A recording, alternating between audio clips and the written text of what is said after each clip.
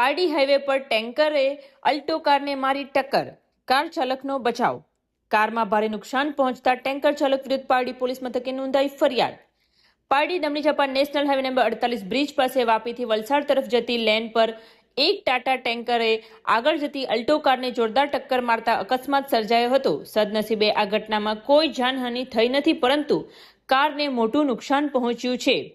વલસાડના અબ્રામા વિસ્તારમાં રહેતા મનેશભાઈ કોળી પટેલ પોતાની અલ્ટો કાર નંબર GJ15AD3458 લઈને વાપીથી નોકરી પૂરી કરી પરત ઘરે આવી રહ્યા હતા।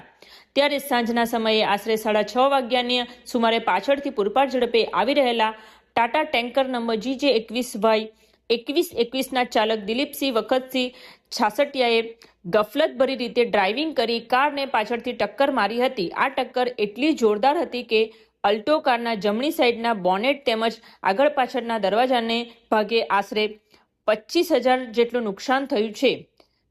ઘટના બાદ મનેશભાઈએ પારડી પોલીસ સ્ટેશનમાં ટેન્કર ચાલક વિરુદ્ધ ફરિયાદ નોંધાવી છે। પોલીસે ગુનો નોંધી આગળની કાયદેસરની કાર્યવાહી હાથ ધરી છે।